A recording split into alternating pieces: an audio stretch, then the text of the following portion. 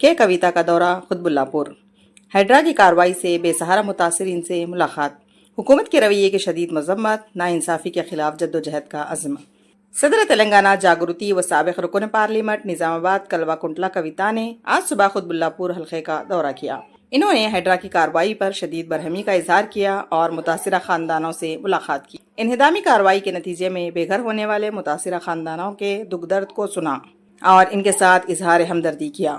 कविता ने हुकूमत के गैर इंसानी रवैये पर सख्त बरहमी का इजहार करते हुए कहा है कि वह इन बेसहारा खानदानों की आवाजें बनेंगी और इनके साथ की जा रही नाइंसाफी के खिलाफ डटकर जद्दोजहद करेंगी। స్టేట్ ఫైనాన్స్ కార్పొరేషన్ నుంచి వైఎస్ రాజశేఖర రెడ్డి గారు వస్తున్నప్పుడు ఇచ్చినటువంటి భూములు ఆనాడే ప్రభుత్వం కంచె చేసి ఉంటే మరి కబ్జా కాకపోతుండే.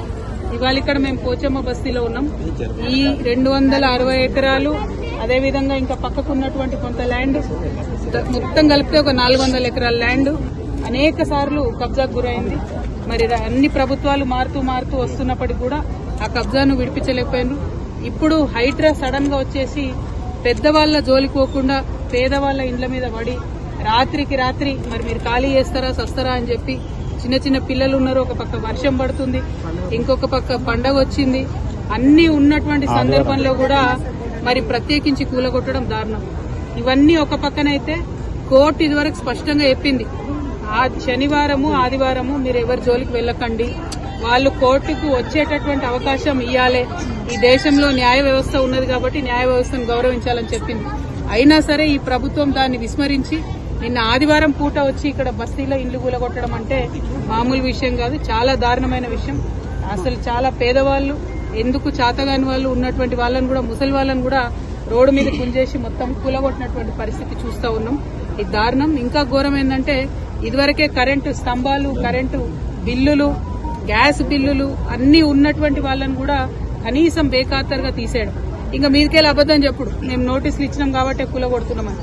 ఇవాళ నేను రాష్ట్ర ప్రభుత్వాన్ని హెచ్చరిక చేస్తా ఉన్నా, పండగ పూట పేద ప్రజల ఉసురు తీసుకోకండి. మీరు ఇక్కడ ఉండేటటువంటి పేదలు ఎక్కువ మంది లేరు, 150-200 కుటుంబాలు కూడా లేవు. ఈ 200 మందికి మీరు డబుల్ బెడ్రూమ్ ఇండ్లు ఫస్ట్ ఇవ్వండి. వాళ్ళు ఇక్కడ నుంచి మూవ్ అవ్వడానికి R&R కాంపన్సేషన్ కింద ఎట్లయితే మూసీ దగ్గర ఇచ్చిండ్రో అట్లా R&R కాంపన్సేషన్ కింద కుటుంబానికి 50,000 ఇచ్చి వాళ్ళు జాగ్రత్తగా వాళ్ళని తీసుకెళ్లి డబుల్ బెడ్రూమ్ ఇళ్లలో దింపండి. కానీ మీరు ప్రభుత్వం ప్రజల పక్షాన ఉండాల్సింది దౌర్జన్యంగా వాళ్ళ ఇళ్లు కూలగొడతా ఉంటే ఈ ఉసురు తగలక మానదు మీ ప్రభుత్వానికి. మిమ్మల్ని హెచ్చరిక చేస్తా ఉన్నాం. మీరు మళ్ళా 6వ తారీఖు లోపల వస్తామని చెప్పి హైడ్రా వాళ్ళందరూ వచ్చి ఇక్కడ వాళ్ళని బెదిరించిపోయినట.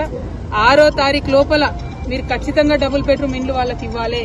ఇచ్చిన తర్వాతనే ఇక్కడికి హైడ్రా రావాలి. ఒకవేళ డబుల్ బెడ్రూమ్లు ఇవ్వకుండా మళ్ళా హైడ్రా వస్తే ఆ బుల్డోజర్ కి ఎదురుగా నేనే పడుకుంటా అని కూడా ఈ సందర్భంగా మీకు తెలియజేస్తూ, ఖచ్చితంగా ఈ బాధితులు వాళ్ళ వివరాలు అన్ని తీసుకొని నేనే వస్తాను. హైడ్రాకి రమ్మంటారా, ఎక్కడికి రమ్మంటారు, ఎట్లా రమ్మంటారు అనేది మీరు చెప్పండి. మున్సిపల్ మంత్రి ముఖ్యమంత్రి అయిపోయినారు, ఆయన దొరకకుండా ఆయన గడిలో ఉంటాడు, ఆఫీస్ కి రాడు, సెక్రటేరియట్ కి రాడు.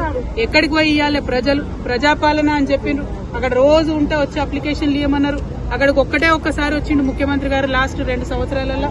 మరి పేద ప్రజలు పోయి కష్టాలు ఎక్కడ చెప్పుకోవాలి? మేము ఇక్కడ వీళ్ళందరి వివరాలు కలెక్ట్ చేస్తున్నాం. దాదాపు 200 కుటుంబాలు ఉన్నాయి.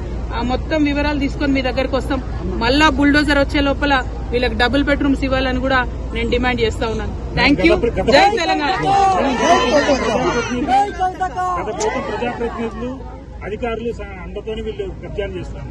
కబ్జా ఎక్కడదండి? కబ్జా ఎవరు చేసిరు? అరికపూడి గాంధీ గారు చేసిరు 12 ఎకరాలు. దాన్ని తీయమనండి దమ్ముంటే ఫస్ట్.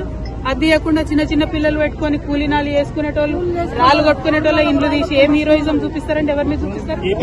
ఇప్పుడు అంతకుముందు ఇక్కడ వెంచర్స్ చేసి అమ్మిండ్రు బ్రదర్, మీకు తెలియదా? మీరు లోకల్ రిపోర్టర్స్. అంతకుముందు వెంచర్స్ చేసి అమ్మిండ్రు. కొంతమంది డబ్బులు ఇచ్చి కొనుక్కున్నటువంటివి ఉన్నాయి. 5 లక్షలు 6 లక్షలు కట్టి రూములు కొనుక్కున్న వాళ్ళు ఉన్నారు. మరి ప్రభుత్వం వాళ్ళకి 6 లక్షలు ఇవ్వమని చెప్పండి ఇక్కడ నుంచి ఎలాగొట్టేటప్పుడు. అంటే నేను అనేది ఏంటంటే ప్రభుత్వం ఫేర్ గా ఉండాలి. ఏ ప్రభుత్వంలో కబ్జా జరిగినా కూడా తప్పే ఫస్ట్ ఆఫ్ ఆల్. కానీ కబ్జా పేదవాళ్ళదే కనబడుతుందా, పెద్దోళ్ళది కనబడదా? ఎకరాలు మింగింది కనబడదా? నేను అనేది ఏంటంటే అవి కక్కించండి మీరు, మీకు దమ్ముంటే. అవి పక్కన పెట్టి పేదవాళ్ళ ఇళ్ల మీద పడి జులుం చేస్తామంటే చూసుకుంటూ ఊరుకునేటోళ్ళు లేరు. నేను మళ్ళా చెప్తున్నా, 6వ తారీఖు లోపల వస్తామని చెప్పి వార్నింగ్ ఇచ్చినట్టు ఇక్కడ వాళ్ళకి. 6వ తారీఖు లోపల మీది నిజమైన ప్రభుత్వం, ప్రజల ప్రభుత్వం అయితే ఇక్కడ బిడ్డలందరికీ మీరు డబుల్ బెడ్రూమ్ ఇండ్లు ఇవ్వండి. ఇవ్వకుండా 6వ తారీఖు నాడు కనుక మీరు వస్తే బుల్డోజర్ కి ఎదురుగా నేనే పడుకుంటా. మళ్ళీ చెప్తా ఉన్నా. Thank you. జై తెలంగాణ.